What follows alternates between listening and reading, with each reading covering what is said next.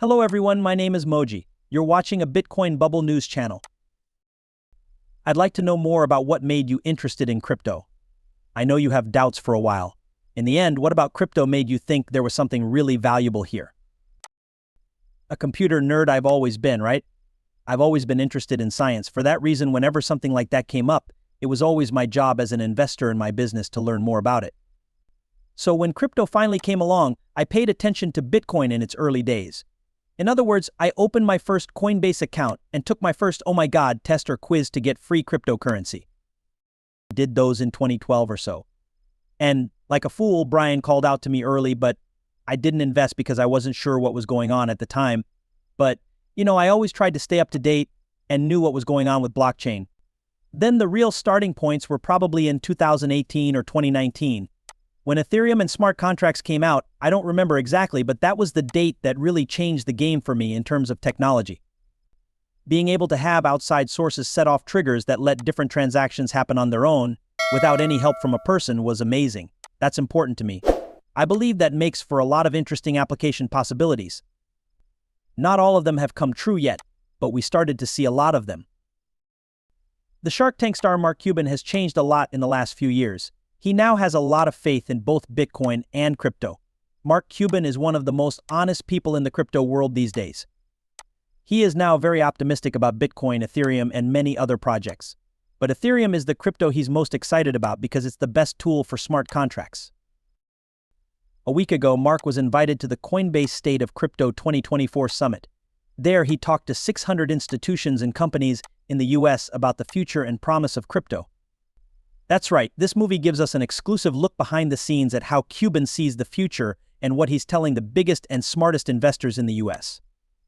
Keep watching until the end of the video to hear Cuban talk about why he's interested in the blockchain-based apps and why he thinks the best ones will be the ones that use smart contracts to their full potential. So, without further ado, here's Mark Cuban explaining why he's now such a big crypto bull. It was the early days of the App Store and the iPhone. The iPhone came out in 2007, I think. Instagram and Snapchat didn't come out until 2011 or 2012. There was some doubt that Facebook would only be a web-based app. Could they get a cell phone? Crypto hasn't been used in a way that makes it commonplace yet. That's what's really missing today. Some future uses that they may have promised include ticketing and having all kinds of texts using NFTs.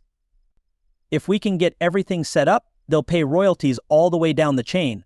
Although there are many great apps out there, we haven't had that one app that would do everything. Like we spent that time teaching grandma how to post pictures on Facebook and Instagram. We need the same thing for crypto now. In the year 21, the Mavs began taking cryptocurrency as payment. No, that was a long time ago. Yes, it was. Really? Yes, of course. What do you think about it? It was around 2018 or 2019 when we first set it up and began taking Bitcoin. We were selling thousands of dollars worth of tickets and goods every month in Dogecoin when it was really popular. That was always a lot of fun. I don't mind how people choose to pay for it. You did talk about safety. And just learn how the banking system works. Mark, I'm interested. Which parts of the banking system do you think crypto should really change the most, and where do you think blockchain technology can make things better in general? Technological progress has made everything possible, which is good for crypto. Kids are used to getting apps like Coinbase, Robinhood, or anything else. That's something they do all the time now. That's a big reason why Gen Z and millennials are often much more comfortable with crypto than with banks. There are apps for banks, but the rules and regulations that banks have to follow just to send basic information and make transactions make it hard and expensive for people who that $10 in transaction fees over a day, a month, a week, or whatever it is a big deal. So much of the past of technology has been shown to you. You've seen good times and bad times. With that kind of historical background in mind, I'm just interested. Do you think this wave of technology is like the ones that came before it? All of them, right? I'm 25 years old, so please forgive me. So I've seen everything. Well, that's how new tools work. And you can see that in crypto. And it all comes down to this: as apps become more common, confidence grows. The thing that makes crypto unique. I also think it's a sign of how marketing and advertising change, whether it's for goods or people. Community is something I talk about a lot on Shark Tank. Community is what makes crypto work. When you can spend $10 or $15 on Dogecoin, Shiba Inu, Bitcoin, Ethereum, or whatever it is, You go online or on social media and go to the moon. You also got a dog, a rocket, and the moon. That dream of being rich is what makes it different, But because everyone has the same goal, it makes the group stronger. That's what I think the SEC is missing. This is what people who don't know about crypto are losing. We can talk about the uses, benefits, and access that crypto can give to the database, as well as the safety features of blockchain, proof of stake vs, proof of work, and other things like that. At its heart, it's about friendship. The bigger problem is, yes, that those tools can't be used because of the SEC. I've been trying to tell the White House, as well as senators, governors, and reps, this. When no one else can do this, he sues Gensler and everyone else. The issue isn't with all the business owners who are trying to run their companies. I've been one of them. The registering process is what's wrong. The people in Singapore don't have this issue. Japan doesn't have this issue. Oh, I see. This doesn't happen anywhere else. This is a problem that only American Gary Gensler has. If he wants to be a politician, he's done.